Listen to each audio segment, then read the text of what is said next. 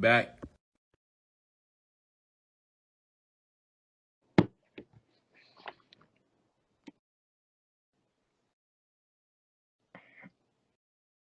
I'm trying to add you, JJ. Yo, Yo. you hear me okay? Yeah. You have actually. Let me send this. Oh, seems like we have a Bryce Young dick eater in the building already. That's great to know.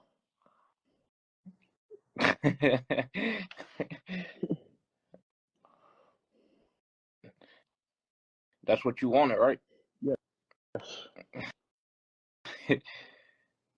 This is gonna allow you to, Do nothing. I'm sure you have some things to say.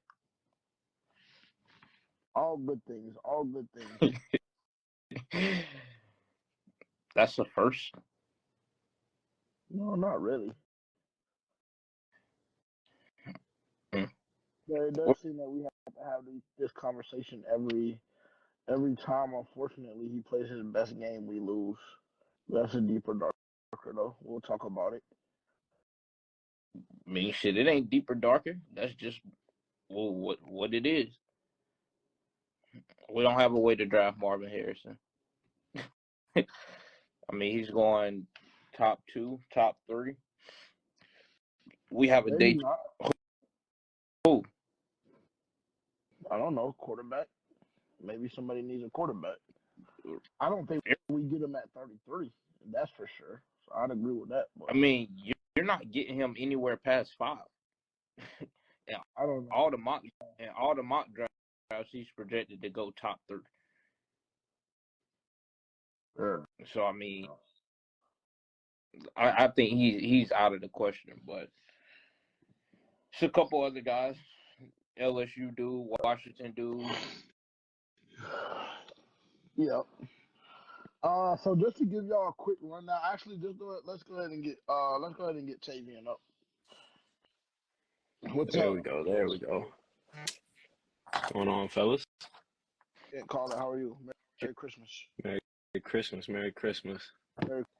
My little sideline gear, man. Y'all fuck with it. Y'all fuck with it. Yeah, y'all fuck with it.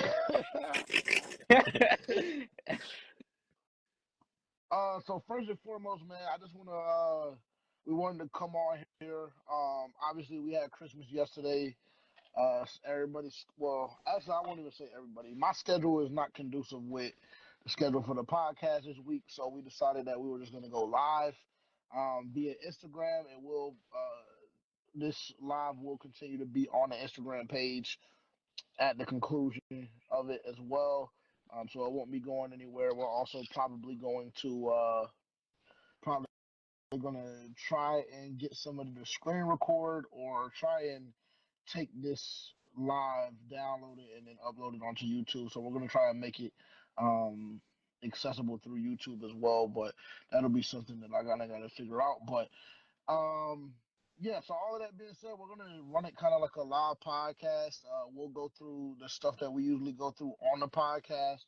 And then at the end, depending on how much time we take, we might open up, depending on how much time we take and how many people are still in the live, we might open up for questions or whatever may have you, questions, comments, things like that, feedback from the game on Sunday, whatever you guys want to, chop it up about, we may open that up at the end. But yeah, so that's what we have. There won't be a official podcast released on YouTube this week. However, we will drop a piece of content that we recorded last week talking about the current head coaching search and current odds and things of that nature. So that's kind of where we're at with it. Fellas, how y'all doing? What's funny, bro? What's the problem, bro? This nigga's I was filter, bro. Like, yeah, I was dicking around with the filter. I was trying to see what it would do. Oh yeah, This is all new, man. I think It's a producer's job to mess with the filters, man. It is. I think we have an hour, right? If we have an hour, then I think it'll automatically kick us off after an hour. So just be mindful of that. How y'all doing? I'm doing great. Somebody got me sick, so I'm a little under the weather, but you know, for the most part, I'm doing great. I was waiting for you to send me my money, but I guess that shit. I guess I shouldn't hold my breath on that. Huh? What money? What money? The money that you won yesterday from them folks. It's crazy. The crazy thing is, Tavian, I sent my ticket to this nigga. He was like, bro, that's the worst ticket I ever seen. The one that hit? Yeah, he was like, you're not hitting that. That's the worst ticket I ever seen. As soon as I hit, now niggas want to beg for some money. Wow. That's typically how it goes. Wow. He should have just you. Did you send it to him beforehand? Mm-hmm. He didn't want to copy it. He just wanted to. Yeah. Okay. I be trying to put people on, bro. Make them some money. They don't want to do that. Here we go. Here we go. That nigga was about to shit his pants. Derrick Henry hadn't gotten a touchdown in damn 55 minutes and a half of football. And this nigga was about to shit his pants, about to call me about damn near crying. Like, nigga. There was I texted him. I said, hey, Derrick Henry hit. That nigga was about to damn wreck his damn car. Look, he had another one that was going for about 500 that he was over here in another chat we in just tweaking about. Yeah, yeah. It was a long day for him. This for sure. This is not a Prize Pick sponsorship. If you shouldn't even have said the name, nigga. I don't know why you said the name. If you have any gambling problems, reach out to the gambling hotline 1-800. I don't know the fucking rest, but it's up there somewhere. Y'all seen that video where the dude called the gambling hotline and they kept hanging up on him? Yeah, that's sick. That's nasty work. Hey, I don't know. I wouldn't advise it. School 47 is, but hey, come in our shit respectfully. Don't come in here with all that bear shit, nigga. You don't really stand with y'all niggas like that. What was that? You know that nigga? He just changed to a Bears fan. He had to find a new franchise. Oh, he weird as hell. You weird for that. I ain't gonna lie. So now he a Bears fan. That's weird. That's strange. So cool. I have a question for you though. Never mind. Never mind. I ain't even gonna ask you. Let's talk about the game real quick. But pause, because I want you to ask you a question, because I know it's gonna be antagonizing. So, you could save it for the next 30 minutes or so.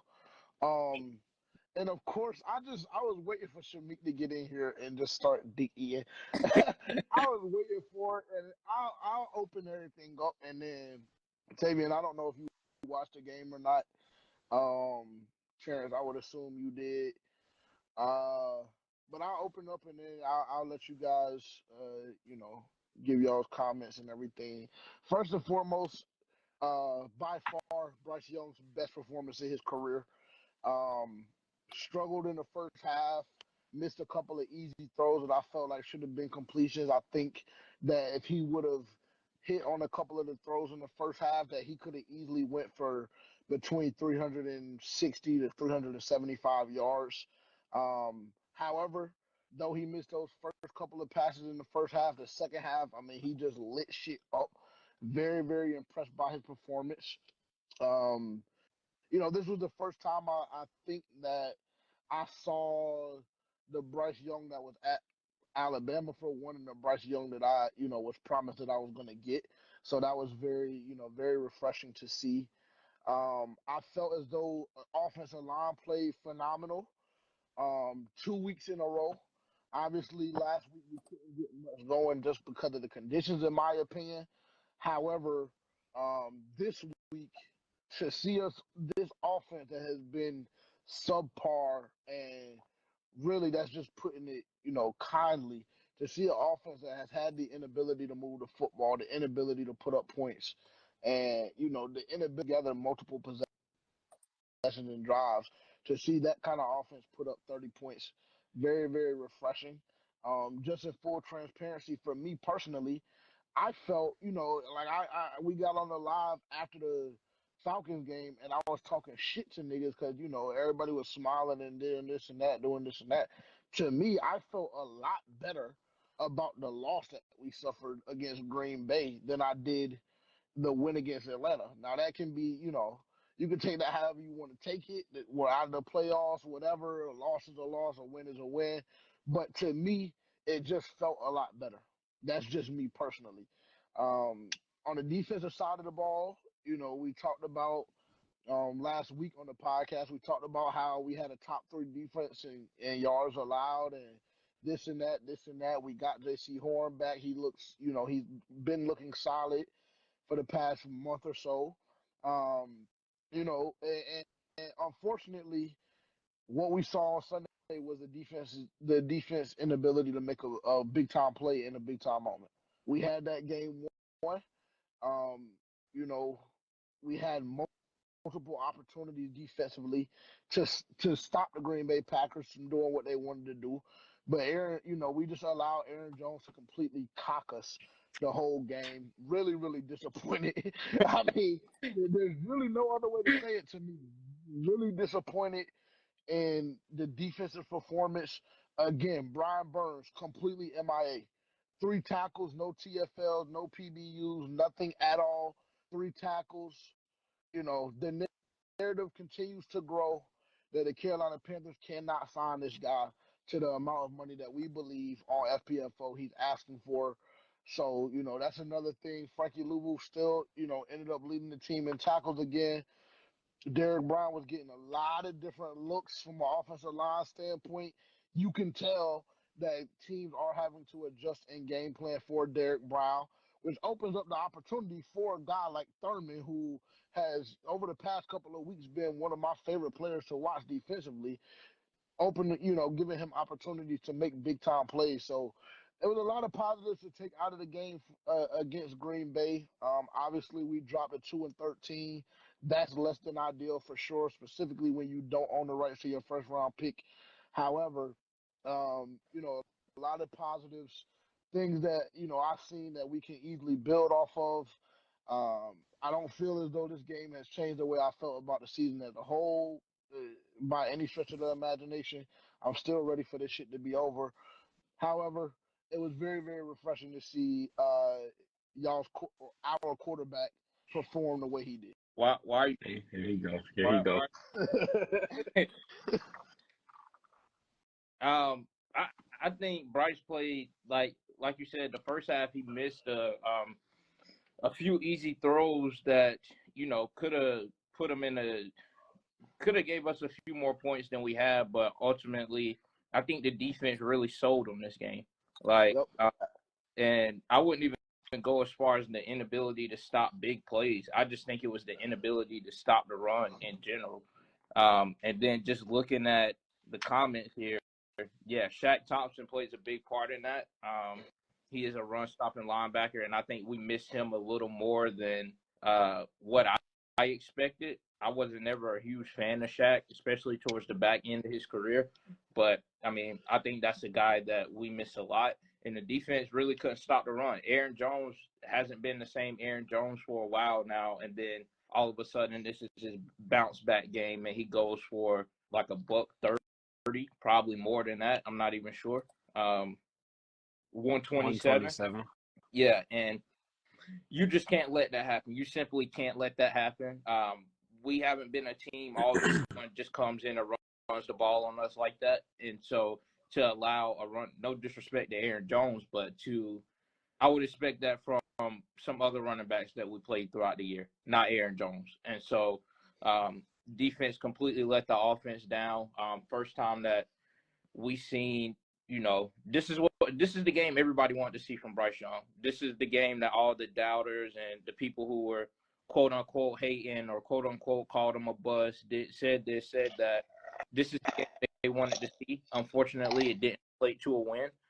But I think the second half of football that Bryce played, I mean, I think if you can get that quarterback for a full duration of a game throughout next year, then your team will be in a very good place to be competitive, to make some noise, and with the struggling division, we'll have a very good chance to win the division. But ultimately, you have to have shit in order on all fronts of the football, defense, receivers, offensive line, which I think they play phenomenal this game and has been playing pretty decent over the past couple of weeks. And I think Tavian made this point last week. It's like, when the offensive line actually blocks and when there's a big difference in that, you see a big difference in the way Bryce performs as well. And so I think that they've been doing a lot of that over the past couple of weeks. And, I mean, we lost, but the offense put up 30 points for the first time this year. I think this is the first time they put up 30 points, I'm pretty sure. Yes, I believe that's accurate. So, I mean, coming off a game where you only put up 7 the previous week, I would say. So, I don't know what got into them, what happened, but a completely different team this week. The defense really pissed me off and really, but, I mean, the defense is really not a unit that I'm too worried about more often than none just because they don't really have too many games like this. But I just hate that they had the game like this when our franchise quarterback had the game of his life. So, yeah. And this is add, a quick comment on that, Terrence. This is a defense in which we did kind of see them struggle the first 6 or 7 weeks of the season with the run.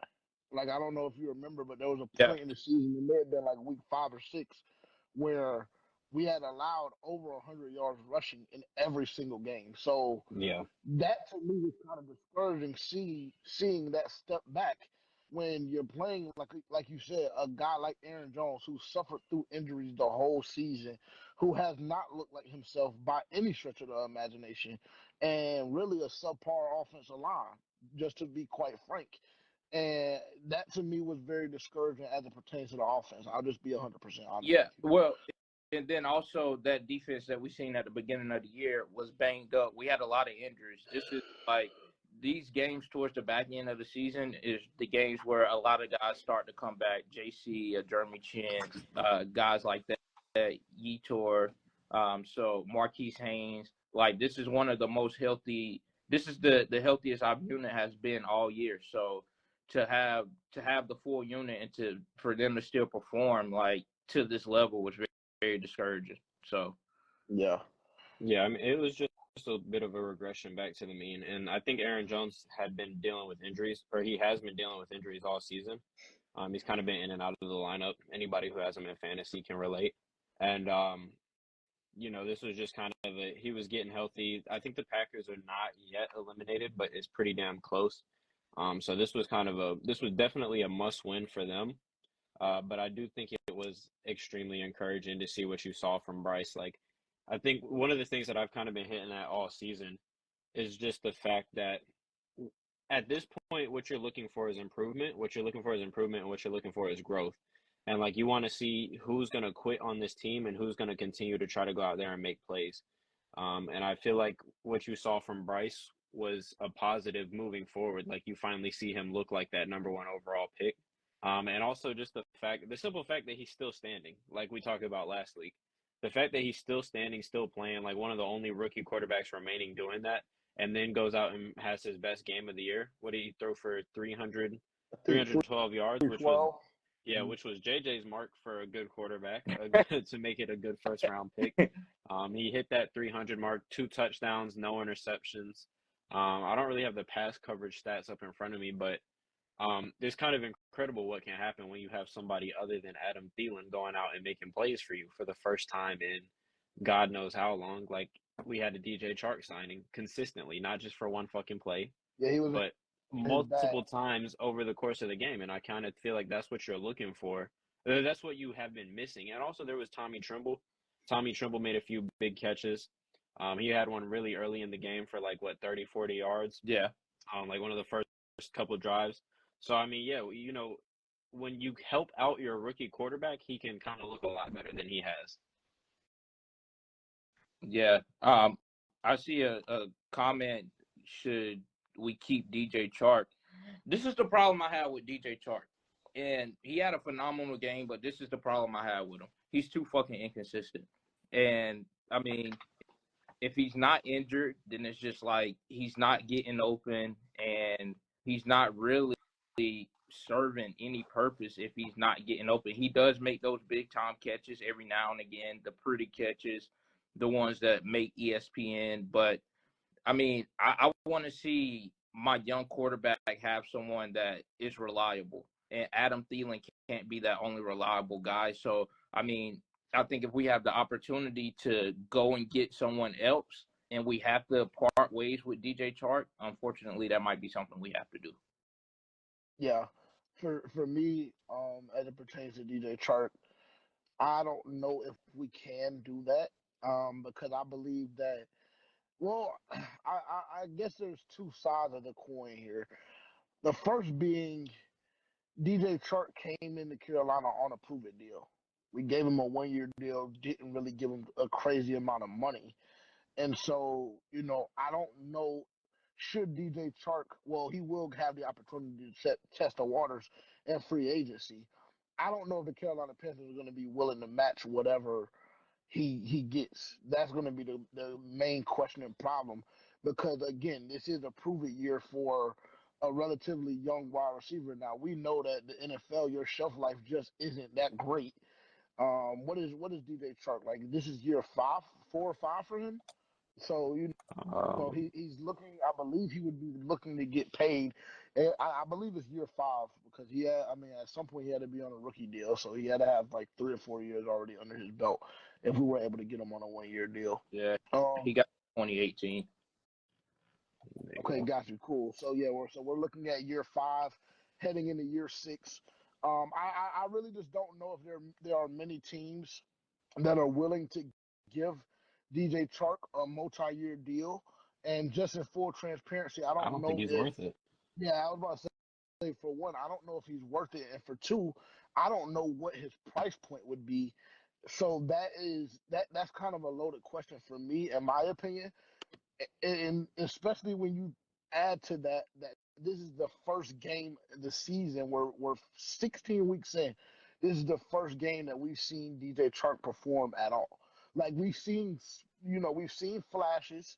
He, like Terrence mentioned, he's made some pretty catches. He's made some big time plays. The Seattle game was one. I believe he made one or two in the Minnesota game as well. But overall, from a consistency standpoint, he just simply has not been there.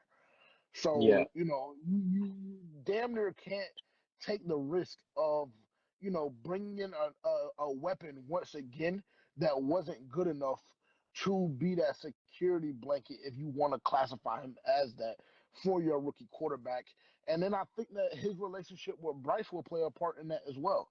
Because, the front office has been extremely vocal about the development of Bryce Young and wanting to go in an offensive minded coach's direction, and wanting to get the right people in that believe in him, that undoubtedly Bryce Young is their guy. So it's kind of it's murky waters for me. Tavian, what were you going to say? My apologies. yeah, no, you good. I just don't think like I don't think he was brought in to be a security blanket. I think that was Adam Thielen's job. I feel like DJ Chark was brought in to be a playmaker, and you just haven't seen that enough from him this season. Like he hasn't. I mean, he's made a few plays, but the team is 14. 13, Yeah. 2-14 for a reason. So it's like you have to. You kind of. I want to say you have to move on, but then at the same time, you don't really have enough draft capital. And who are you bringing in to like? You need to make sure you have a solid replacement, because at this point, you don't really. You just roster wise and talent wise, you don't have enough to Yeah, just be like to let anybody walk for absolutely no reason. and my choice of words was bad. A security blanket is not what I was meaning, No, but I said that. I don't think you No, didn't say that. that's what. I used, JJ said yeah, he was brought in as a okay. security blanket. yeah. I was about to And I'd say, say that I'd say that my choice of words was bad as well, because he was brought in to be a deep threat guy. He yeah, was brought in to be a vertical threat. And Tavian, you're absolutely right about that. Security blanket, we're looking more Adam Thielen, Hayden Hurst. So you're absolutely right. DJ Chark was brought to Carolina to be a playmaker, to be a vertical threat. He simply has not been that for the Carolina Panthers, and he's simply shown an inability to win routes when we need it the most. So it's that's a loaded question to me. That's a loaded question to me. Go ahead, Terrence. I was about to say I would go as far to say that he might have been brought in to be more so of like the number 2 guy. and based off of training camp, the connection we see him have with Bryce, he was looking to be more the number one guy going into the season. But see, that's the problem that I have, Terrence, because I don't know if you remember when we went to training camp and, we were releasing episodes every day we went. But, this is something that we brought up on a couple of occasions before the season started as well as during the season. He was making all of these big time pop plays, when we weren't there. But then when you look deeper into it, it's against guys that are currently working at Best Buy and Food Lion, with all due respect. But it was against guys that just simply weren't good enough to be on an NFL level. And so then when we were seeing him go against consistent, NFL level talent in training camp when we were there, and then we've seen it in preseason, and then we've seen it all throughout the regular season now, when he goes against guys that are consistently, NFL ready cornerbacks, he just seems as though he just doesn't have what it takes to be a number one or even a number two option. It seems as though this guy is more of a option number 3 or 4 in a Right. receiver room, that has an established wide receiver 1 or 2 already. So it's Someone who's kind getting of doubled constantly. right, exactly, where he can go one on one with a slot corner, or maybe draw one on one with a linebacker and easily win that kind of matchup to me. So Right. as far as bringing Chuck back, like, don't get me wrong, I was in the group chat Sunday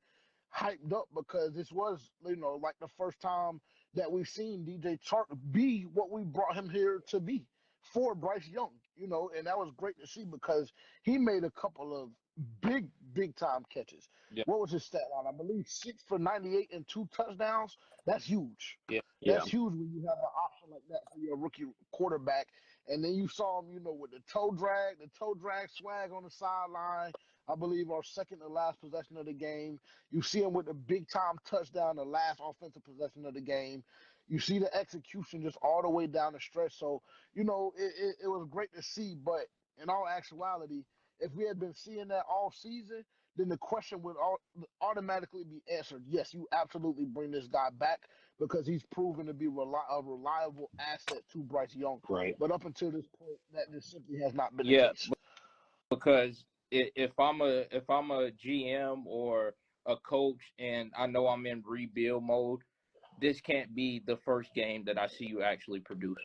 It can't be. Yeah, this can't be the first sighting that I get from you, and then you expect me to bring you back on. I don't know what kind of money he's looking for, but regardless of the money, like I'm gonna look elsewhere before I look in your direction. That's what Absolutely. I say. So But I mean, with that being I said, will say Terrence, though, for a vet go minimum, ahead. I'll work with you for a vet minimum. Yeah, If but you is want he to going to come be back, willing to take that? I mean, That's the question. who else?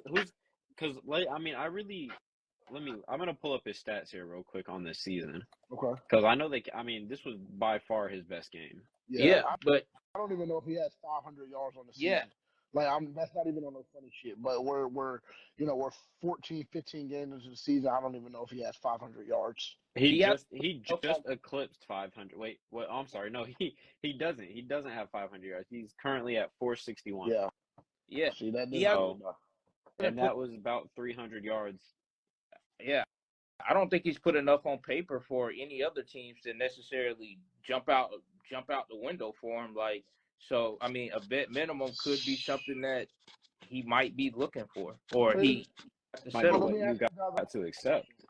Yeah, I mean, it might be, but because so then now we're having a deeper, darker conversation because and it kind of segues us into, the conversation that has just appeared at this point is if I'm guaranteed to get a vet minimum no matter where I go, and this is a set number, and based on my performance, this is what I've shown that I'm worth to the NFL and NFL teams and organizations. What would make DJ Chark want to come back to Carolina, given the shit show that the organization has been up until this point? Because I mean, there's just no way that he doesn't get another offer from another NFL team.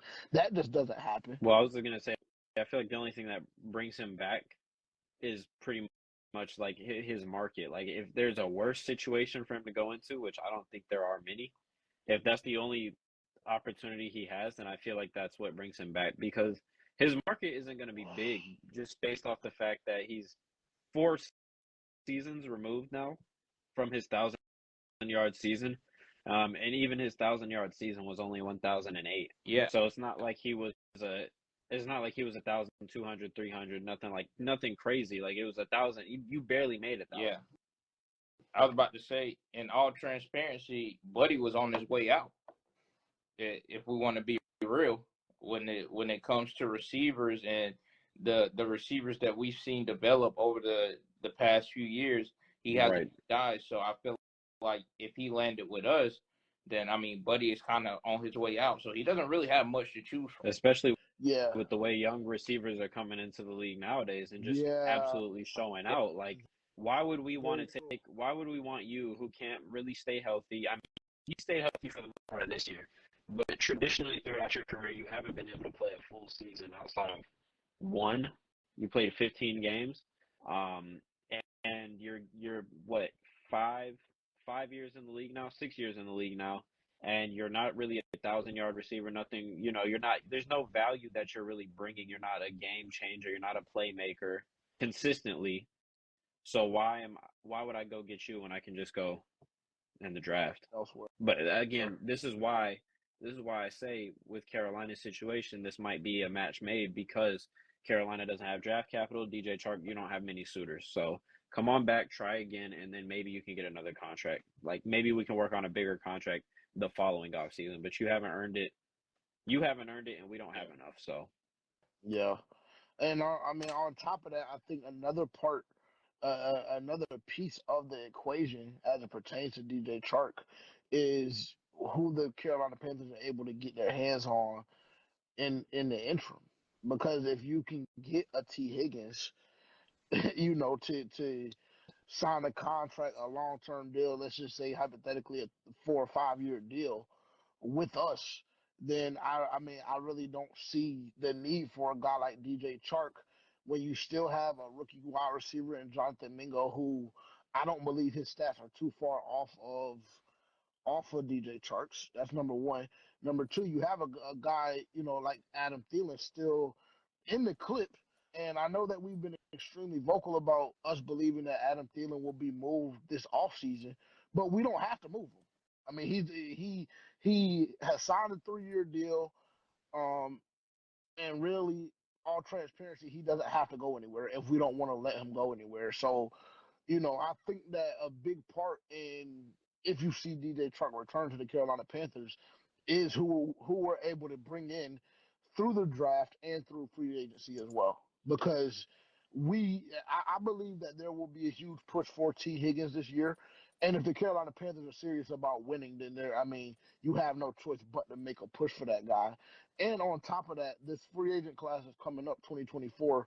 Tavian, if you wouldn't mind pulling that up real quick, just to give me like the top 5 or 10 guys on that list, free agents and wide receiver free agents for 2024. But if my memory serves me correctly, I think that list is Yeah, extensive.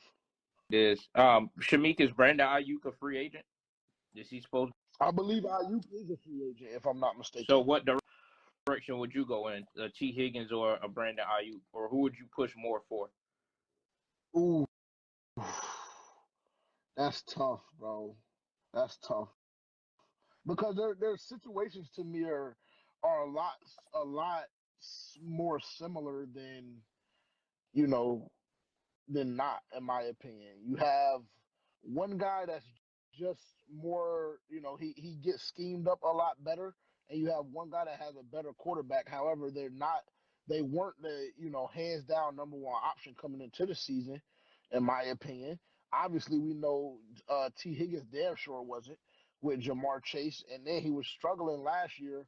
Not necessarily struggling last year, but he wasn't really getting many targets last year with the combination of Jamar Chase as well as Tyler Boyd. And I would say with with Ayuk, it's kind of the same because Debo has been running the show for the past couple years, in my opinion. So, he hasn't been necessarily wide receiver one until this season. When we see him kind of emerge as Brock Purdy's favorite target, in my opinion. So it's like That's kind of difficult for me to answer, but I don't think you can't fuck it up. Yeah. You can't fuck it up because it's not like I mean, yeah, sure they had some nicks, some bumps, and bruises and things of that nature throughout their career, but it's not like if you bring either one of those guys in, your room gets worse. No. What you currently have in that room right now, I mean, you can't get any worse. So The only first thing you thing, can do, yeah, first things first. What you were saying about DJ Chark and Jonathan Mingo, their stats really aren't too far off. I didn't Jonathan, believe so.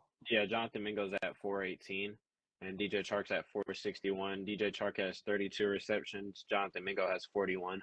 So I mean, yeah, they're right there, right on track Yeah, with one I another. mean, And yeah, so if you can get a guy like Ayuk or T. Higgins, why the fuck would you not roll with a guy who's going into his second year that really, we see him kind of develop? If you ask me personally, maybe I'm biased, but I think that I've seen him get better. I think that I've seen Jonathan Mingo get better this season, in my opinion. So I don't know if you had to choose between two guys that damn near have identical stats, why you would go with a guy that's in year 5, headed into year 6 with the injury history over a guy that we've seen develop, get better, and has already been with Bryce Young. They got drafted together, et cetera, et cetera. So I don't. Uh, I mean, I I, don't see why you would do I that. think those situations are so similar that that's gonna come more down to a Bryce decision of which receiver he wants between T. Higgins and Brandon Ayuk. Because, like you said, I do think that both of them are in mm, similar situations to where they're kind of overshadowed by another number one receiver. Brandon Ayuk has he's shown that he's better than what we've seen in the past. I think Debo has overshadowed him over the past few years, but I think that this year Brandon Ayuk showed that he could be a true number one receiver elsewhere. He is reliable. He can catch. He does have the speed. Um, so I think it's an interesting situation. So I think it'll more so come yeah, back to the quarterback, what one's asking, and things of that sort. I personally, I would lean more towards T. Higgins because I think he's just a better all around receiver. I think he can do a little bit more. I think he can do what Brandon Ayuk can do, but then I think just based off of God gifted size and talent, I think he can do more. Like when he stretched Yeah, out 15 fucking feet for that damn touchdown the other day when he was getting tackled out last of week. bounds. I mean, I think you get that. Yeah, I think you get that with T. Higgins that you don't get with Brandon Ayuk. Now, the top free agents that I'm seeing, I see T. Higgins. I see what's his name? Michael Pittman Jr. I see Mike Evans. I see Marquise Brown, and I see what's Buddy's name? I just saw him. I Oh, think that Calvin next, Ridley. I think that next year class though, because I think that next year class has CD in it. I want to say. Yeah, see that you won't even get a chance to look Yeah. at him. Well, Um, I thought that's the You- class that we were referring to because I thought no. about no, I was talking about this one, the one that he just read off. That one is the one that I was talking about. Which one do you have? What is? I mean, this is the thing. Like, we really can't. We can't wait. Like, we're not in a position where we can wait for 2025. Like, you know what I'm saying? Like, we have to get a guy now. And I think that those names that Tavian just listed off, in my opinion, those names change the dynamic of your offense, no matter which one you bring in. And, for the sake of the conversation, Hollywood Brown was a guy that was on the Carolina Panthers radar at the deadline this year. And I thought that we were going to make a move for Hollywood Brown to come in and try and mesh and try and change the trajectory of the season. Obviously, that wouldn't be my first pick, but those names, if you bring any of those names in with Jonathan Mingo, Laviska Shenault, Adam Thielen, just again for the sake of the conversation, if you bring any of those guys in with the way the wide receiver room is currently constructed, they become option number one hands down. And I think this unit looks completely different with a definitive number one option. And I'm there gonna stop. could also be a Curtis Samuel reunion because he's up too. Yeah, I'm Curtis about to say Curtis Samuel, Samuel looks Odell in it as well. Beckham, Tyler Boyd, which I don't really love Tyler Boyd, but I'm just throwing in some other names that are more towards the bottom of this list, but are also free agents and capable NFL wide So receivers.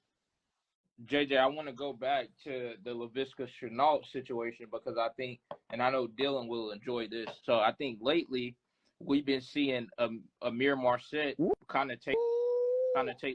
Hey, that's a bad man. Hey, So Terrence, that nigga went on Twitter and popped his shit. And ever since he did, he ain't did shit but make plays every time he touched that bitch. He yeah, went and popped his shit the fucking 2 or 3 days before Chicago. He cribbed some shit there. He posted something on his social media about, somebody from his family or something like that texted him and said they want to see a touchdown or go crazy for yardage. What he do? Gave them niggas a touchdown for Christmas. So yeah, ISM really been turned up, and I can see where you're going with this conversation. yeah. I Because think yeah, he give could. me ISM before Laviska because Laviska cannot stay healthy. Respectfully. Yeah. Yeah. I mean, I think that he would take more so. I think he's taking more so of the Laviska role, and I think that he offers a little more speed than Laviska. Laviska can return, but I think they like ISM better in a return game. I think he has, and you can't I deny. really like ISM. I Huh? really, really like ISM. I would have loved to see what this offense would have been able to do if they would have implemented ISM a little bit more earlier in the year because he really hasn't had the opportunity to develop. Like, you know what I'm saying? He hasn't had a lot of game time reps. Like he was in Kansas City, didn't really do shit there because that room was, relatively crowded at the time. Obviously not currently not now as we see the problems they're currently having, but the room was relatively crowded.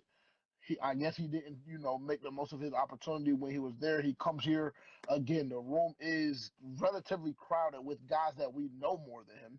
Not saying that they're, definitively better, but I think that if he gets a couple more game reps, then he might be an issue to me because a nigga like that, what you run into is a nigga with a chip on his shoulder and got something to prove. They just bred and they built a little bit different, and their mindset is different. And I'm not gonna sit up here and tell y'all that that's not the kind of mindset we need, because if anybody on this team feels entitled to shit, they smoking crack. Yeah. And I mean, I think what was that comment he said earlier? Like he wants to retire or he wants to be with Bryce for a long time. Like I That mean, was yeah, that was him, yeah. right? Yeah, I Yeah. think that was either him. That was either him or DJ Chark. No, that was I don't know. that was him. Yeah. Because DJ, I mean, fuck what DJ Chart would say. If we being honest. He be talking crazy and impressive sometimes too. No cap. Now, Locker room. like a guy like that, like I feel like it kind of in the off season it starts with guys with that mentality. Because Bryce is the quarterback.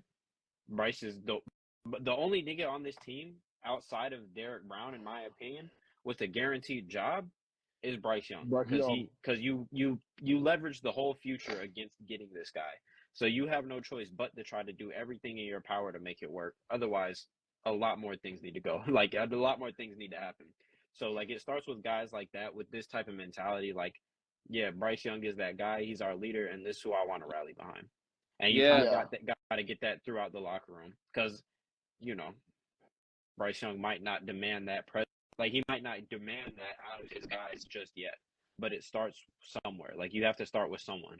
And a guy who, like y'all said, you be gotta have popping a his guy shit on that. Twitter. He got that attitude. He plays special teams, so he already ain't wrapped all the way tight.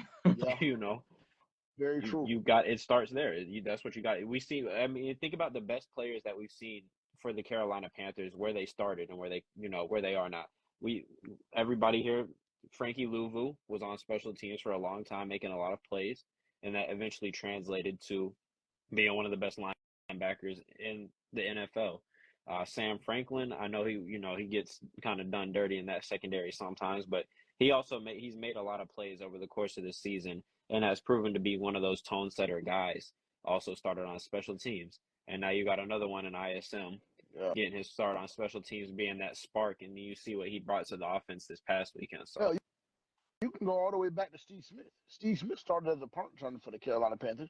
A lot of people don't know that, but that nigga was not getting a crazy amount of reps as a wide receiver when he first came to Carolina.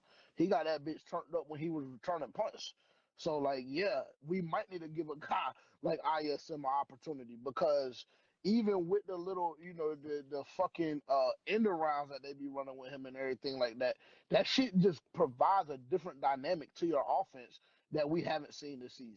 Yeah, I mean, you need those pop plays every now and then to, get the mojo of the team going to like get guys on their feet, and I think that he brings that pop dynamic, sort of what Laviska was doing last year, how he catch a Yep. pass on the line and take that bitch 80 yards up the field. Like you need something like that, and ISM plays that role very well. So I think they'll have to make a tough decision personally when it comes to those two guys at the end of the season because I think they serve like the same purpose. Mm-hmm. I do want to comment really quick at IAM_ton.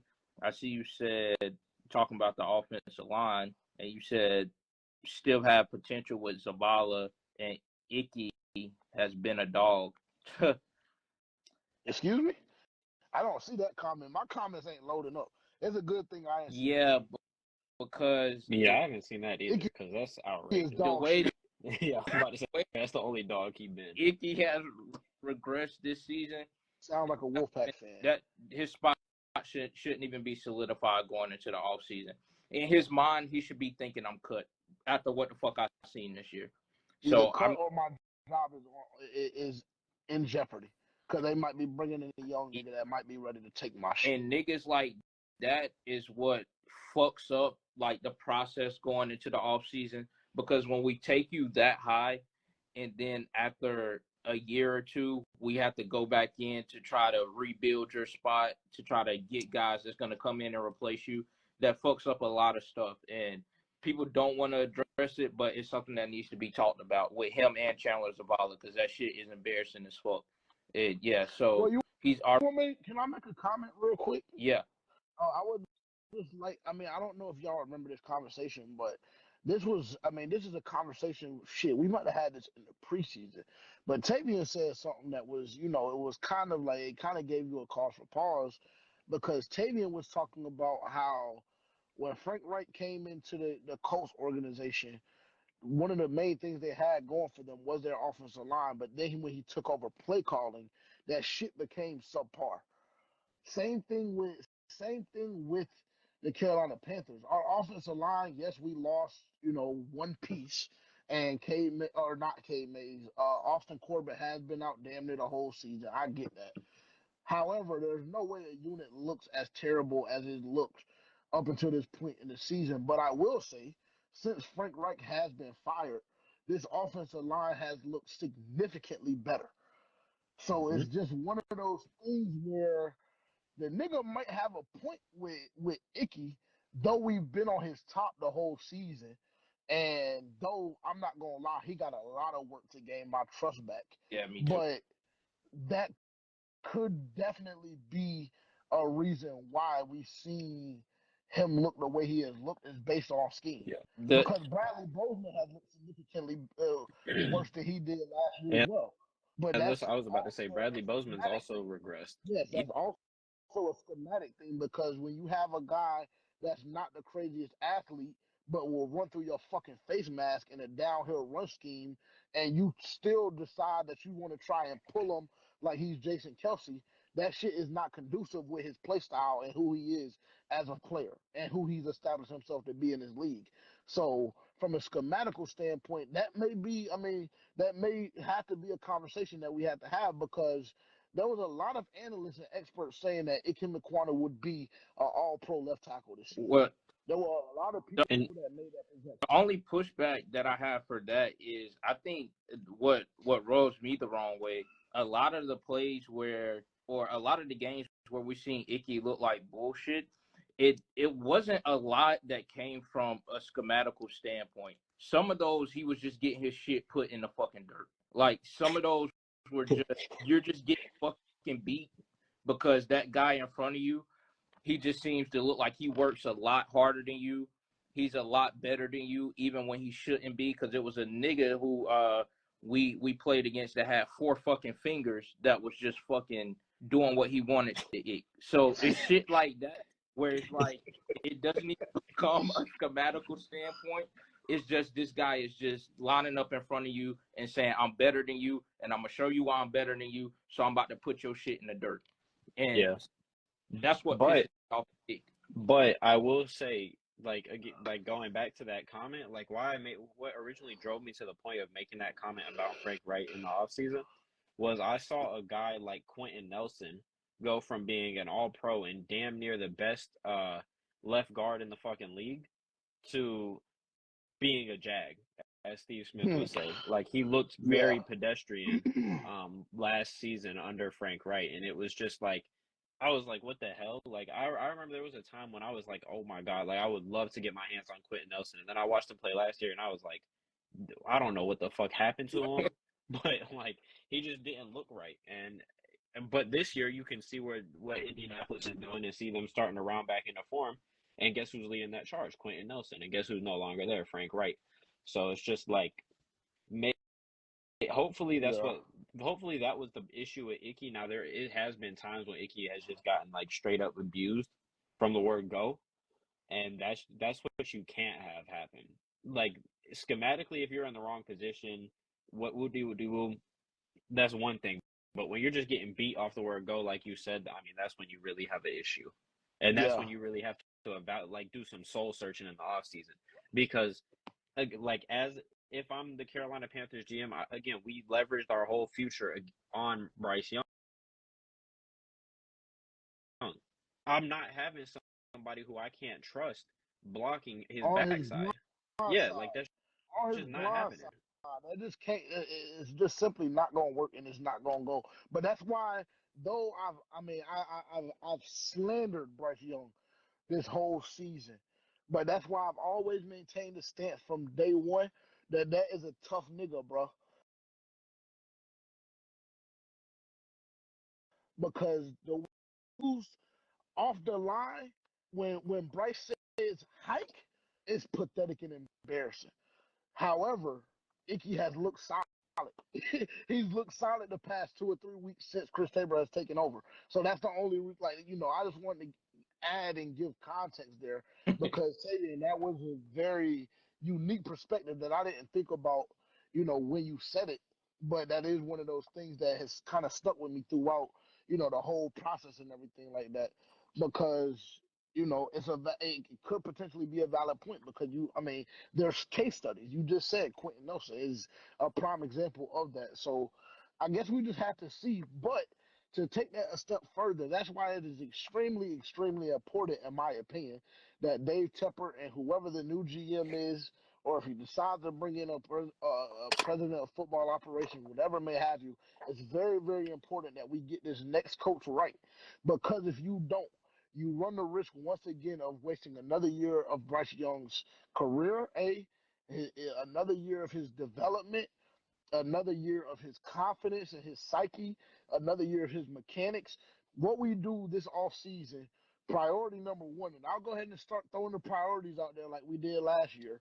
There's no 1A, there's no 1B, no,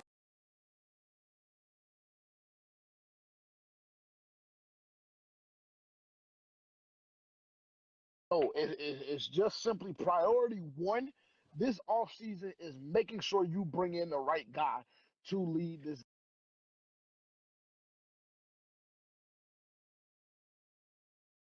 100% honest about the situation. We've been extremely spoiled because we've been to multiple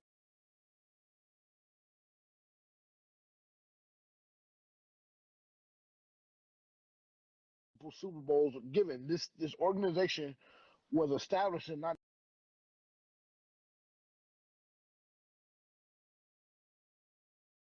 We've been to multiple Super Bowls. We have multiple divisional titles. We've been to the playoff multiple times. So as a fan base, we've been spoiled, and this organization, in the grand scheme of things, has been relatively successful. This is not an organization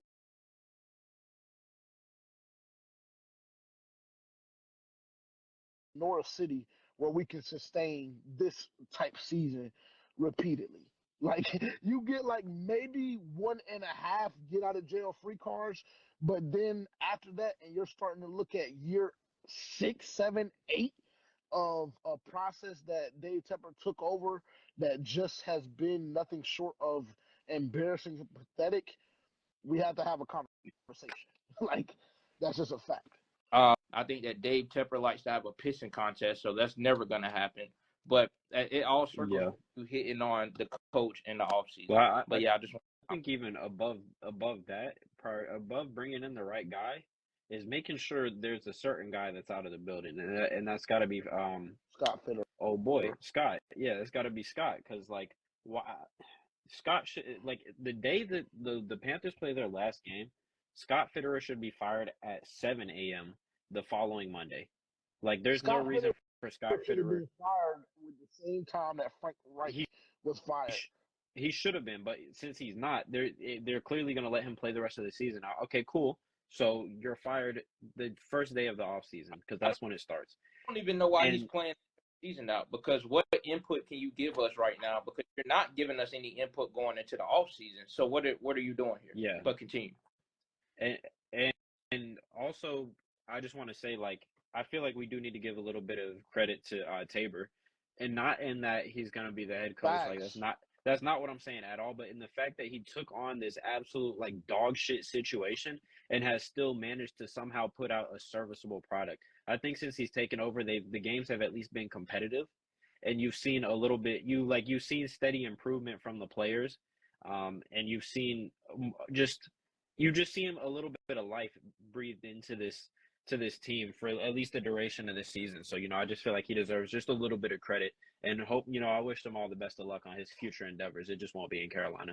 This might be a stretch, but that seems to be a reoccurring theme when you fire a head coach and then you have a guy in-house that's been in-house for a little, coaching up your team at the back half of the season, and they actually start the football team again.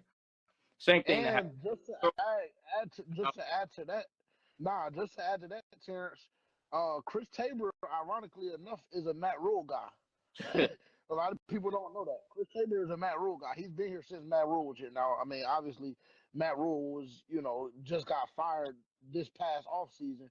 But yeah, he's been here a lot longer than a lot of niggas that are currently in the building right now. So I think that we have to do our due diligence and give Chris Tabor credit, because that was something that I was thinking about as well. This is the same thing we saw last year. You see a head coach get fired, we get absolutely abused the following game, which the following game was the New Orleans Saints game, if I'm not mistaken. Last year was that Rams game. We get abused, and then for whatever reason, that following week, you see a completely different football team. And to me, this is a football team that if you showed me the Carolina Panthers that I saw on Sunday, if you showed me that team, they're currently sitting at 0-6. They just had their bye, and we're coming back week 8 against whoever the fuck. I guess just for the sake of the conversation, the Texans this year, But we did still win that game. But if you showed me that team sitting at 0-6 that I saw on Sunday, I still believe that team that I saw on Sunday would be a playoff contender, and that is a huge part in the job that Chris Tabor has done. Because I'm not gonna lie, I just couldn't see the direct. I was extremely confused. I felt away because you have a guy that's gonna be up for a head coaching job, and EJ already currently there. You had an assistant head coach in Deuce Staley that was already there. So it was extremely confusing to me why they decided to go the route of Chris Tabor. But I'm not gonna lie, he's answered the bell. He has. Now, he's 1-2 currently as a head coach, whatever the fuck. But at the same time, that shit is it's a culture thing, bro. It's a culture thing. Like, no cap. Like, we just had practice today, right? If y'all don't know, I'm an assistant coach for a girls varsity basketball team, and we had a trainer come in today and do skill development.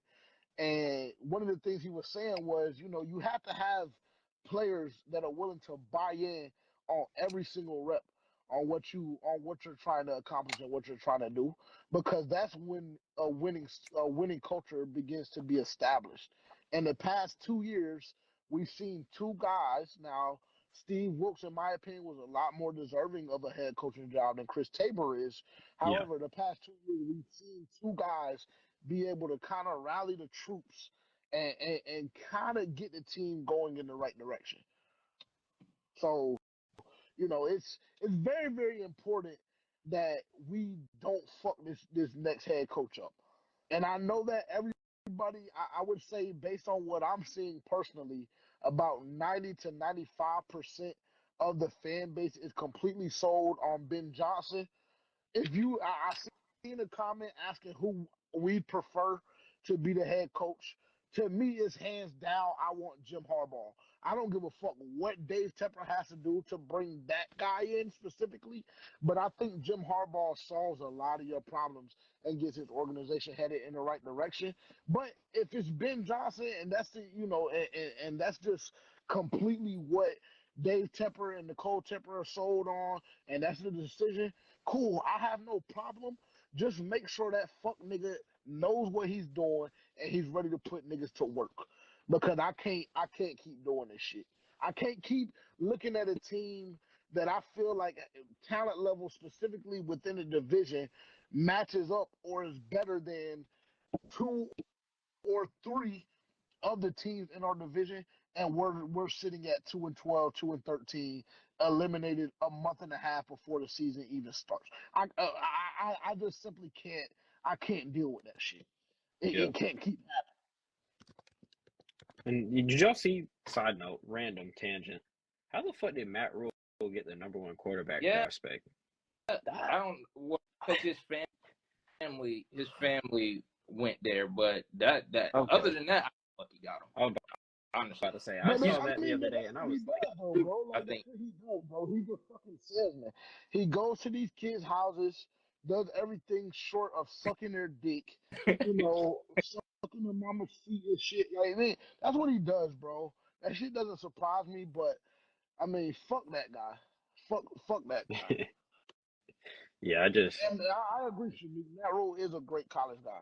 He just never had what it took to be he never had what it took to be an NFL coach. he didn't know how to lead men. Yeah, What would you he say, knows how to JJ? He likes lead to play with children. boys? Yeah, Yeah, yeah. Nothing short of yeah, that for real. Like he's on his yeah. Sandusky. I'm sorry, wait. Oh yeah, that was a lot. That was a lot. That was a lot. But you've been on. I mean, it just continues. You continue me and your JJ been path. about that. Like each week, you He's gonna just get his say chance. some all shit. Yeah, he's gonna get it. Tavian will be. Unfortunately, Tavian will end up being the downfall of FPFO because Tavian is gonna get his chance. Hopefully that just If went over a lot y'all of want people's to send heads. some, if y'all want to send some questions in real quick, I don't know if you guys had any comments in regards to who y'all want to be the next head coach or who y'all feel is the right guy. But I just gave my 2 cents. So if you guys want to take it there, or if y'all want to see questions in the chat or whatever, then completely up to y'all.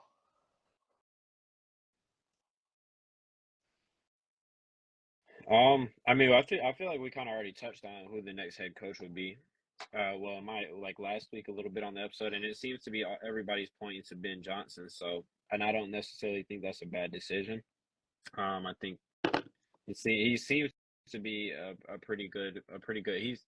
He seems to be like that new age style of coach, like the kind of young, smaller guy, like smaller in stature, real relatable to the players, whatever. Kind of wants to be is kind of like everybody's friend, but still is like schematically knows what he's talking about and is like really smart and has like really cool, clever, creative ways to attack defenses. So he seems to be fitting that mold of what the NFL is looking for right now. And I think with Bryce Young, you could see a lot of if he is who everybody believes him to be, you couple him with Bryce Young's talent, and you could have something that looks similar to what San Fran's doing, except with just a better quarterback. Because I do think Bryce Young is better than old boy Purdy. I just Yeah, think I mean, Purdy's system is way Purdy's team is just way better. yeah, I don't disagree with the Ben Johnson thing. I just want our front office to go through the proper process in vetting these coaches. And I just don't like the fact that they've already put out that basically damn near Ben Johnson is the leading favorite, and it makes it seem like if he was to say yes right now, he will be the Carolina Panthers' next head coach. I don't like that. That's the only thing that I don't like. Like, go through the process of interviewing these guys, really getting a feel for what you're bringing in. Even though this is a guy they had their eyes on last year, but still go through that process. Don't short us. because this is not something that we can fuck up. So don't short us on this process. That's the only problem I have. Yeah, yeah, I totally agree. I Agree. mean, because like I said, the fan base is already they've already done their job in that regard. From a organization to a relationship process. What is that? What? You know how I was talking to? Oh, You boy, I didn't I hear. tell you what.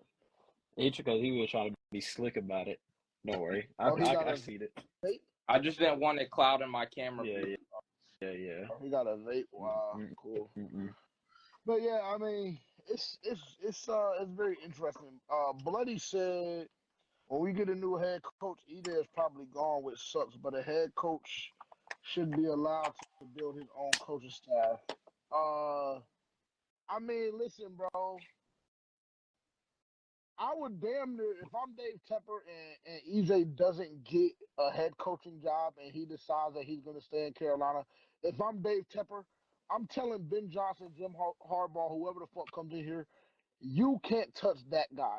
You can touch whoever else you want, but that guy right there is completely untouchable. Yeah.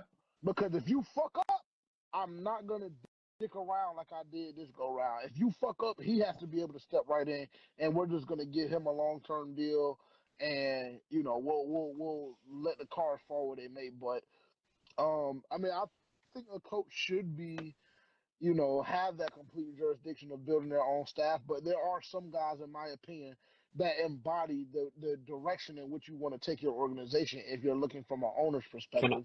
And EJ to me is one of those guys. okay, Just to be, can I ask you a question? yes. um, you two, Terrence. So who would y'all prefer to be the next head coach between so say Dan Quinn walks this season from the Cowboys? Mm. Are you asking Dan Quinn or Ben Johnson, No, or EJ. just in general? Dan Quinn, Oh, Ben Dan Quinn Johnson, or or EJ? EJ? Think you have Uh, offensive minded direction. You pointed that out last week. So I think for what this team needs has to be offensive minded. So I mean, I still think in that regard that Ben Johnson will still be the leading favorite. But I mean, I also don't think if Ben Johnson is like fuck the Carolina Panthers, I think that if a guy that is deserving of a head coaching job, then Dan Quinn will be in that conversation. yeah. I mean, this is the thing with Dan Quinn, bro. He had his opportunity. He had his opportunity and he fucked it. So to me, we're talking about two guys that haven't had an opportunity and a guy that has. Dan Quinn had his opportunity in Atlanta. He dicked it. EJ and Ben Johnson have not had their opportunity yet. So to me, there's not even really a huge conversation to be had because we already see what Dan Quinn is capable of. Is he a phenomenal fucking defensive coordinator? Absolutely. But as a head coach, and even that is arguable because his whole ideology on having these smaller linebackers and shit like that, we've seen, unfortunately for Tavian, the last 2 weeks, we've seen where that shit can come bite you in the ass. So even to a certain degree, some of his defensive philosophies are a bit flawed, but he's just not a guy to me that is going to be exceptionally high on my list because I've already seen what he can I do, was right? I don't for me I don't even think it's really so much as the smaller linebackers thing as it is the scheme. I'm starting to realize like there's a very flawed scheme going on with what Dan Quinn's calling. Just a lot way too much man. And in today's NFL is really hard to play man because the game favors the offensive players so heavily.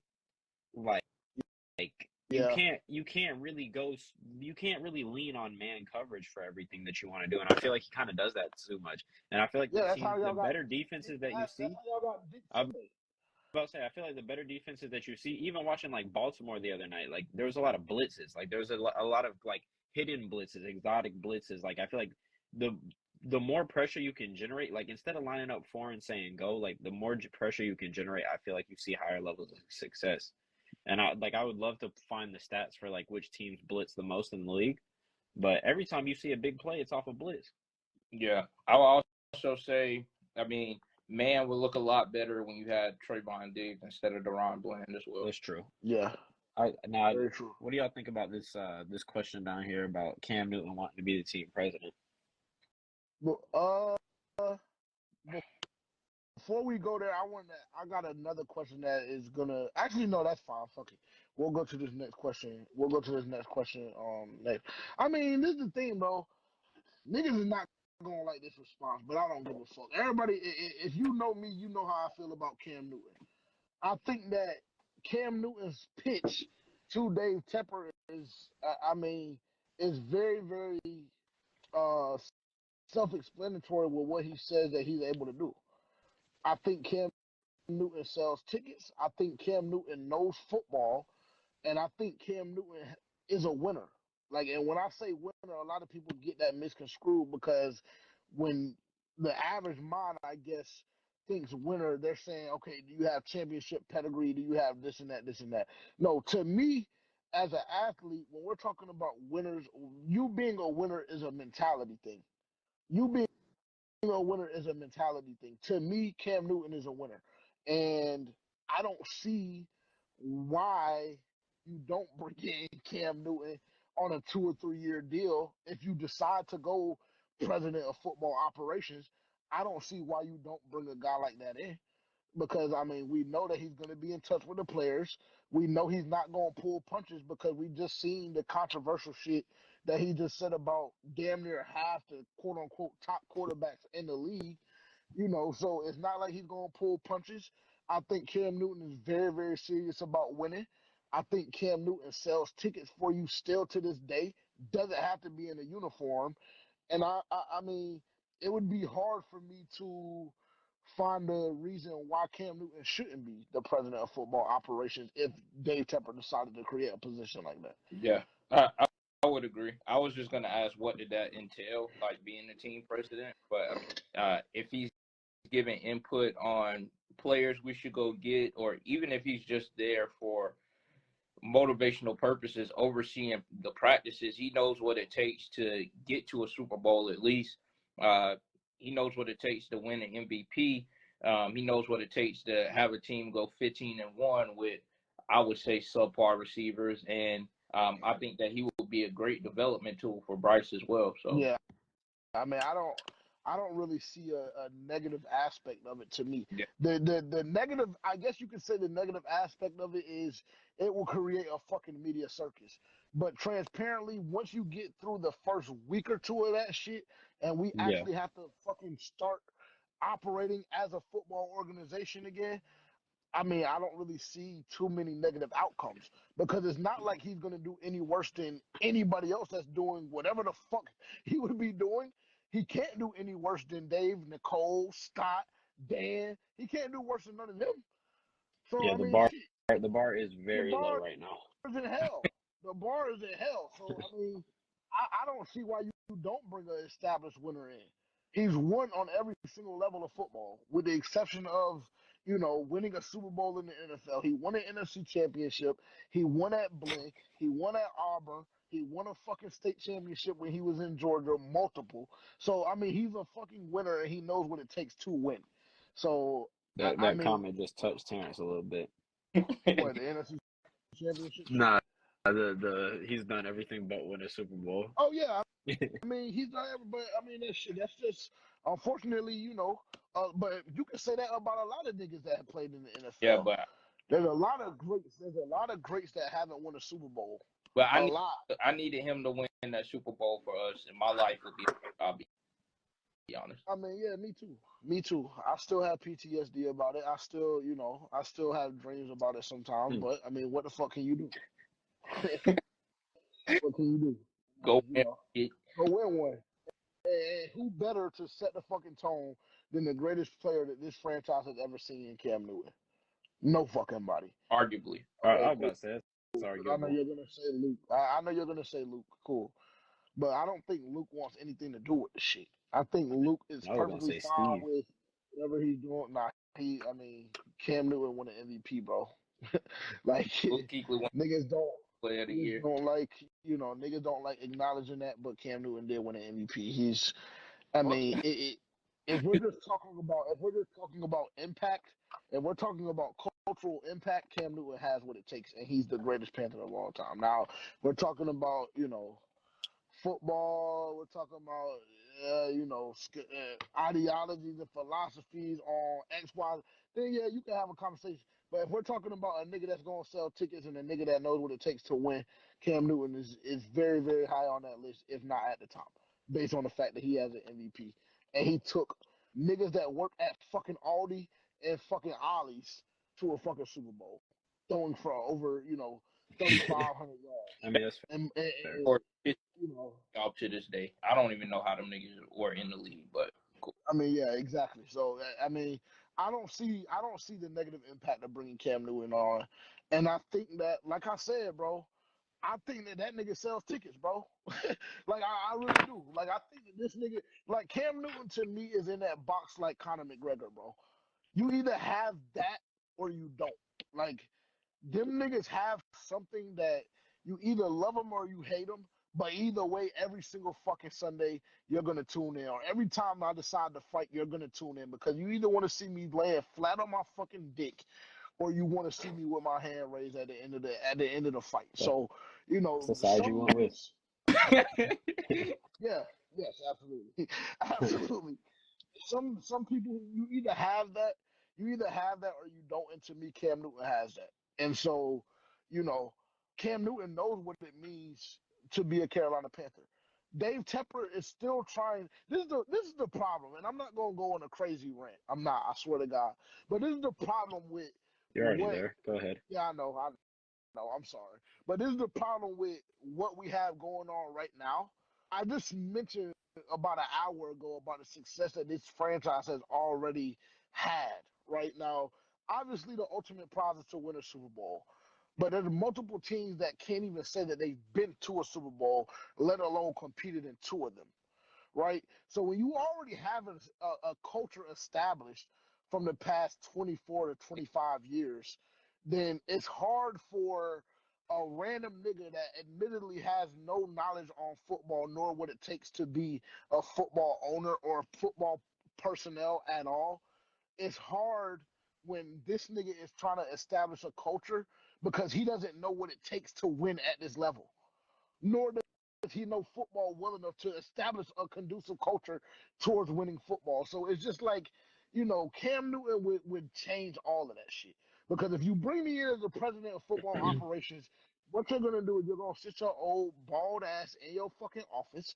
You're gonna play with your dick once every 4.5 hours if that's what you choose to do. And everybody's gonna get the fuck out of the way Well, they and definitely let me great. A do Wolf of Wall what I want Street. to do. So you gotta up them The rookie numbers, numbers. the You gotta up them. rookie numbers. Hey, You yeah, gotta up rookie them. numbers, baby. Those are rookie numbers, dog. So, give me the ball and get the fuck out of the way. I've done this shit already before. It's just in a completely different role.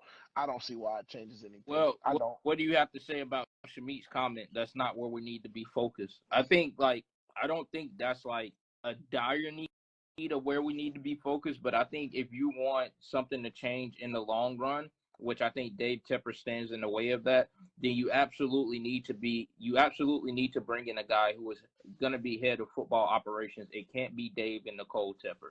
Now, whether that's Cam or not, it just can't be those two. You have Yeah, to because bring we're in a talking football about guy, president. and We're Cam. talking I about a feel president like of football operations yeah, specifically, just to add I'm context.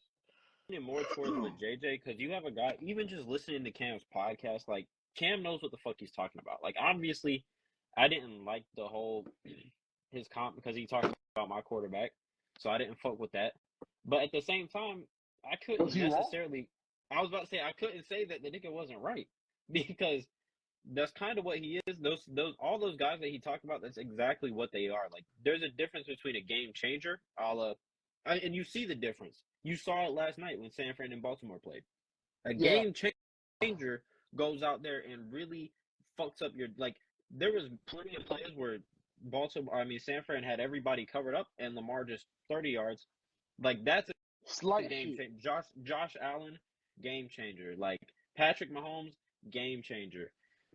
I would even go I wouldn't even go as far. Like, no cap. I know I'm gonna get hard from across from this, but this is what I've been saying about Tom Brady and his whole fucking career. Tom Brady is a fucking. He's the greatest glorified game manager of all time. Now, Tom Brady Brady to me is a is little not a different. game changer. Brady's a little bit different because his presence is game changing. Yeah, but he had to play the role of excellent game manager for his presence to even be established that way. But Brady was never some fucking jump off the page with pure talent. No, what people loved about him was his quote unquote passion for the game and the fact that he was a winner. Yeah. He was a fucking game manager that had Bill Belichick. They were a match made in heaven. And then throughout his career and throughout his years with New England, they provided him with weapons. Gronk, Hernandez, Randy Moss, Wes Welker, Julian Edelman. He had weapons that he trusted. Yeah. Glorified game manager. And Hernandez was a real weapon, boy. I tell you what. Tell me about it. Tell you, blow your fucking brains out. You on act. Yeah. R.I.P. And you proceeded. You seen those quarterbacks that Cam talked about? Damn near the week after they proceeded to why they wasn't really on shit. Yeah. And that, I mean, it was like I said, it was very, and that's why I say, like, I feel like Cam's assessment of the game, like, you don't become an NFL quarterback, like, you don't play quarterback at as high a level Cam Newton did for that long, and you don't know shit about football. Because there's so much involved with being a quarterback, you have to understand every single person's job. You have to understand not only your team, but the opposing team's defense. So you know everything there is to know about football, especially when you play at the level of an MVP, especially when you play with receivers like fucking Cockrey Brown, Jericho Cotchery, and what's the old boy's name? Billy Brown. Philly Brown, yeah. Devin Funchess. You got guys like that. Fat I mean, Kelvin Benjamin. Not even. You didn't even have Kelvin Benjamin because he was hurt. So yeah, when you play at that level, you have to know something about football, and you have to know something not only about football, but you also have to know something about evaluating talent, which I think Cam Newton has shown so far to be a phenomenal evaluator of talent. From the podcast, like in the podcasting realm. Now that could be a little different when you actually put pen to paper and you know there's a job title associated. You actually have a job to do, but I mean I don't see who better to mentor. I don't see who better to mentor Bryce Young into stepping into the leader of this franchise, better than the former face of the franchise. He can tell him everything there is to know about Charlotte and to know about the team, to know about the culture, everything that's involved with being a Carolina Panther. Yeah. And not for nothing, bro. Like, I know that, again, another comment that I'll probably get slandered for, but that nigga has a fucking national 7-on-7 team, too. And them niggas be winning. So it just goes to my point that he knows what a winner looks like. Like, niggas are going to hate that shit, and that's okay, and that's fine. But irregardless, he's winning. You don't get that. You don't get that. You don't get that. You don't get that. Yeah, we 7-on-7 disregard. Because the same shit that you be talking about. Matter of fact, from your own damn mouth, talking about I don't give a fuck what niggas doing shirts and t-shirts. 7-on-7 is shirts and t-shirts, man. I don't give a fuck what happens. There ain't no password. You don't have Icky getting dicked out there on 7-on-7. I mean, that's very true, but in that same breath, if we're all playing the same, game, and we're competing for a championship, and year after year, I'm either in the championship or I'm a round or two away from it, that holds some weight. I mean, niggas can say whatever they want to say, but this is a national thing with top football players in the country. Yeah. That's because this is the sideline kit, man. You don't know nothing about that. This is what they be wearing. Official NFL sideline wear of the Dallas Cowboys. Go ahead and get you some from your local NFL shop. All right, man. All right.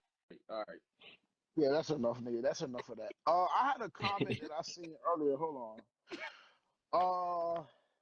I am Ton. I don't know how to pronounce your name. I'm sorry. Who do you think may have a guaranteed job out of Jeremy Chin, Derek Brown, Frankie Louvu, and Burns next season? Derek Brown, easy. Yeah. I mean, and then Frankie a close second. Yeah, we had this conversation, and we actually went in depth. So make sure you subscribe to the YouTube channel at the G2S Network. But Derek Brown, hands down. Yeah, I think that every single week, there. What is it, bro? What did I do? No, that nigga should But be funny. it Oh, should meet back on his shit. oh.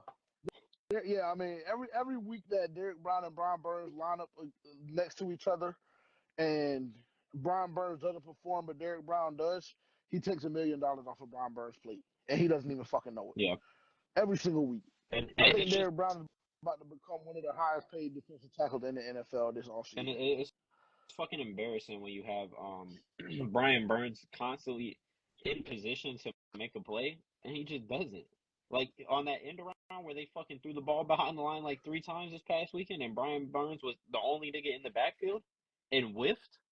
Like and I think that ended up being like a 10-yard gain. I'm Like so you fed up with Brian Burns. I ain't even got to talk about it. yeah, you can't be that guy and expect that type of contract that he was supposed to get at the start of the year that we all projected him to get at the start of the year, and do shit like that.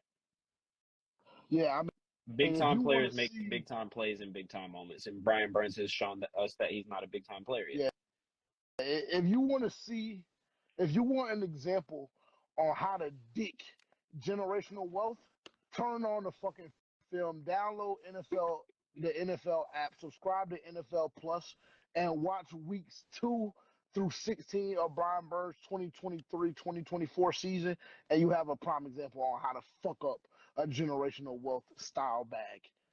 I mean, you can look no fucking further than that because what he's done this year has just been the nastiest of works that I've ever seen in my life. Almost. He's Taking all living the up to money that from fucking fucking he's Jerry living up to that number change.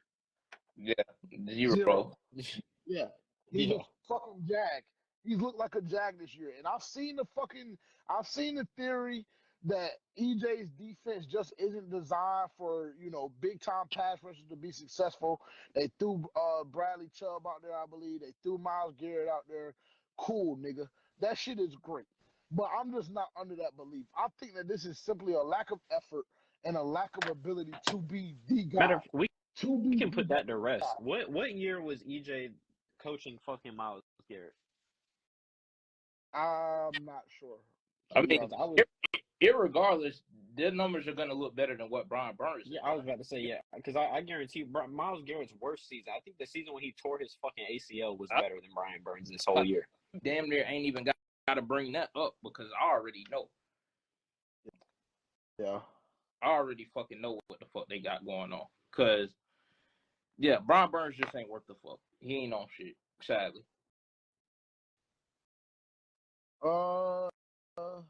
If Bryce reaches his potential, is he an elite game manager or an elite game changer? I mean, I think a lot of people on this live already know what my answer is going to be because to me, and I mean, we've had this conversation multiple times. Bryce doesn't have his best quality is not a physical trait. I think like a game changer, their best quality is a physical trait, right? Like Lamar, we already know he's quick, he's elusive. The pocket breaks down, he's out of there. Pat Mahomes, his arm strength and his accuracy are a couple of his best traits. To me, Bryce Young, understandably, his best trait is his brain and the anticipation factor. So, like, when you have a guy like that that's not going to overpower you from a physical standpoint, he's not going to do too much, he's not going to really take many risks, et cetera, et cetera. You can only put him in the box of an excellent or outstanding game manager, I will more say so than a though, game changer. Bryce has got some wheels, like Yeah, he got, if very anything, got subtle. faster. I was about to say very subtly, like Bryce is actually one of the faster quarterbacks in the He NFL. just want to run, bro. I don't know what it is. Well, I He, think it took him. I think at the start of the year, he didn't think he was going to have to run. Like I don't think any quarterback comes in and just expects they're going to be running for his life. But after getting teed off on so much, he was like, "Yeah, I'm gonna have to use my fucking next legs." year he need to start with that mindset because Yeah. I'm under that shit might not change. So he need to go ahead and go into that mindset. If my first couple reads they ain't there, take off. Well, I mean Yeah. today's game Because is it just adds you a completely different dynamic It when does. you have the ability to run as a quarterback, bro. Because you Like, have to cover the it play gives that's called, and then you have to cover the second play, yeah, and then make it and what I they mean, make of it. to me, we ain't saying run through the line of scrimmage, but the thing is, it's like when you can pick up a couple yards on the outside with getting out of bounds or just sliding in general, like that goes a long way when it comes to third and manageable. yeah. When I mean, like we've seen what he's been able to do running the ball this season. Like when the nigga runs, like I ain't gonna lie, when he runs, he really be skating on niggas with that little weak ass dead leg shit. I don't know how he be getting that off. When he do that little weak ass plant and go, and niggas be still standing there 3 yards back. So he has the ability to run, and he needs to do more of it. You want to either be a fucking, you want to be either a fucking game manager or a game changer. That's how you become a game changer, by making plays like that. Simple as that. One hit and he peaked Mr. Careful as he should. I don't know either. I don't know what that means. That's why I had to pick up the phone and bring it closer to my face, because I didn't want to sound illiterate on the live, like I couldn't read and comprehend. But I don't know what that means. What is pink mystic? Being careful as he should.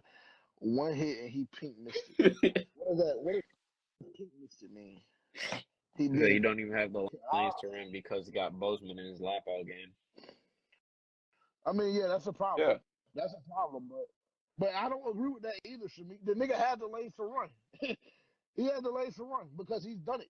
He's done it, and he's done it more effectively and more often the past 2 or 3 weeks. So he has the lane. I mean, they're not going to be any design runs by any stretch of the imagination unless we throw in some read options here or there. But I mean, when he has the ability to escape outside when the pocket collapses, he's starting to do more of that down the stretch of the season than he did at the beginning. But I also think that that brings a different dynamic to the team. It makes defenses have to think a lot more and have to account for his legs rather than just him sitting in the pocket and passing the ball. Yeah, absolutely. Let me see. I'm gonna see if I can find like one more question, and then I'm good to wrap. If y'all are. All right, cool. Uh, if y'all have questions, y'all can drop them in comments, and we'll respond real quick. I'm scrolling up from earlier to see. Let me see. Let me see. Carter, you ain't got shit to say? Nah, you know he don't got shit to say because the fucking bitch ass Steelers won this week finally. Makes sense. Makes sense. I don't see anything else for real.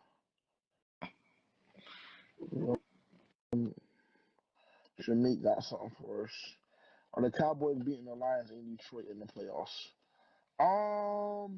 Whew, that's a I think loaded question. I'm waiting for Taylor to load back in, but I don't. Nigga, to me the Lions are not what people make them out to be. That's just my opinion. I mean, they have a lot of talent, and they've won a lot of football games this year. But I think when they get in the playoffs, I think shit is going to be very different. I don't know if the Lions are beating Dallas. I don't know if the Lions are beating Philly. I don't know if the Lions are beating San Francisco. Yeah, I mean, I think Shannon Sharp said it best. I don't know exactly how he said it. Like, the Cowboys are like an eggs. Like, they're good or they look good. I just don't trust them. So I think that stands true with the Cowboys. It's like they have the team to beat anyone. But, I mean, just any given Sunday, them niggas are just liable to wet the fucking bed. So, Yeah. And they should. I mean, if we're just having an honest conversation, they should have won on Christmas Eve. They should have beaten. They should have beaten the Miami Dolphins. They should have won that game.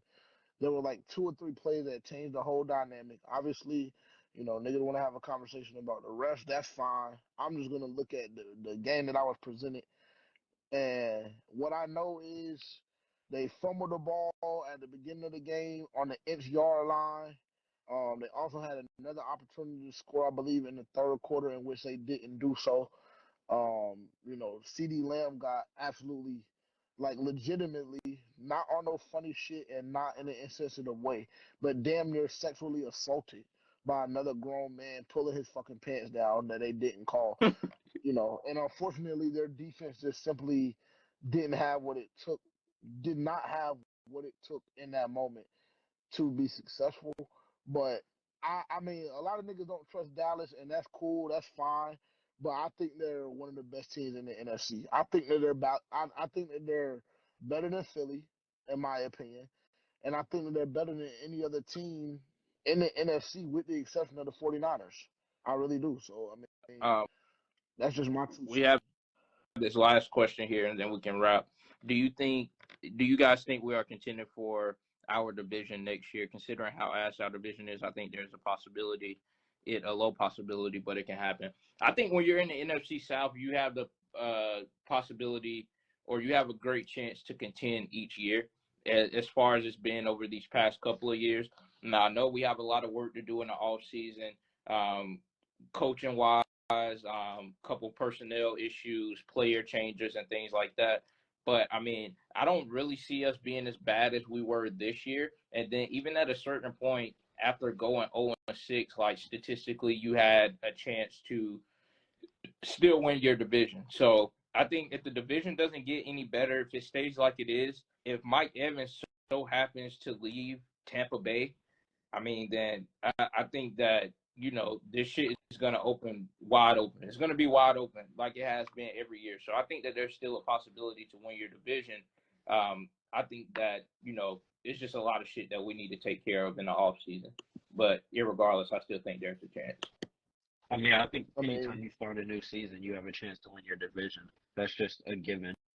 But I do believe that the South is vulnerable right now. There's no dominant quarterbacks in the South. Like there's no Brady, there's not a Aaron Rodgers, there's not like these perennial type of quarterbacks who have just reigned over their division. There's a QB deficit in the NFC South right now, and we all know that that's like the most important position to win. So I definitely believe that the Panthers have a good shot, all contingent upon they find the right guy for the job to be their next head coach. yeah. I mean, I would just say that the Carolina Panthers. I don't remember what year it is, so don't quote me. But not too long ago, yo, what's goody? What's good, Panthers Insider? Not too long ago, the Carolina Panthers made the playoffs at 7-8-1 and won the NFC South. So I mean, there's never really going to be a situation where I'm just coming into a season saying automatically that we don't have the ability to win a division. I would agree with Tavian. I think that if we're looking at 5 to 10 years down the line, it's very, very important if you want to dominate this weak division for you to make a decision on the right guy. But I mean, shit, I'm not even gonna sit here and act like a Chris Tabor led Carolina Panthers team doesn't win this division. Like this division to me is like it's not what it used to be by any stretch of the imagination. When it was Breeze and Matt Ryan and Cam and damn Jameis or whoever you want to put in for Tampa Bay, this is not that division. Hate to tell y'all, but it's good news for the Carolina Panthers. Like, I think that every year we fucking strap up, we have a shot to win the division. Yeah. We had a shot to win the division when we were still sitting at 0-6 before the bye. We came off the bye and still had a shot to win the division after we clipped the Houston Texans at home. Yep. So, I like, mean, y'all yeah, picked a hell of a time to rebuild. yeah, absolutely. I mean, and that's the unfortunate situation that that we're faced with. But I could say that we could easily be looking at purgatory like the New Orleans Saints, because I don't think Derek Carr really moves shit in the NFC South. If we're just being honest. Yeah. Now, given I feel like the organization is in hell currently. I said that multiple times, but I'd rather be, this is, not applicable to my actual life, no religious, nothing. But just to be completely frank, I'd rather be in hell than purgatory. Because in purgatory, you have absolutely no direction or idea where you're going. In hell, at least you know to a certain degree, if we're talking about football and just football, you have to go up at some point. You have to go up at some point. The odds of us only winning 2 to 3 football games next year are extremely, extremely low, in my opinion. Because Yeah. I mean, if you just take a look at what we did this season, obviously it's not over. But if you just take a look at what we did this season, I can damn near quote off the top of my head about 4 or 5 ball games that we should have won. You don't fuck up and dick around in Seattle with undisciplined football, you win that football game with Andy Dalton as your starting quarterback. Week 1, if we don't give the football up when we're driving multiple times, thanks so much, Miles Sanders, you win that football game. Against Minnesota, if we don't have a fumble return for a touchdown and incompetent head coach that's running one specific play for a player that's not on the field, you win that football game. Monday Night Football, if we're not automatically out of the game just because we went down 9 points and you kind of turn it up a little bit quicker than we did, you win that football game. So, I mean, right there alone, you're looking at a team that could easily have 6 or 7 wins on the season and be right in the middle of the NFC South playoff picture at this very moment. So, I mean, that kind of was a long-winded answer just to tell you that we absolutely have a shot to win the division next year, especially when we have, in my opinion, the best quarterback in the division. So, you know, what does a successful offseason look like? A successful offseason looks like you bringing in the right guy to be the coach, the head coach for the Carolina Panthers for the next 7 to 10 years, bare minimum, and you bringing in a surefire #1 receiver for your rookie quarterback or your second-year guy at that point in Bryce Young. That's what a successful offseason looks like to Yeah, me. I think it starts at the coaching though. Like that's #1 priority. It starts there. Everything else will kind of start to fall in place. If the head coach is competent enough, then the pieces that we surround Bryce with in the offseason will start to fall in place as it should. But I think #1 priority is the head coach. And then obviously if you have the money, which I think we do, to go out and get a #1 receiver, one of these free agent guys, then you do that as well. We can basically damn near chalk the draft up as, hopefully, luckily you might hit on a day 2 guy or something like that. But I hope no one is thinking that we're really going to make a big splash inside of the draft. I personally don't think that'll be the case. But I mean, this offseason is going to be geared towards finding the head coach, going in free agency, and getting a #1 wide receiver. Yeah, yeah, I totally agree.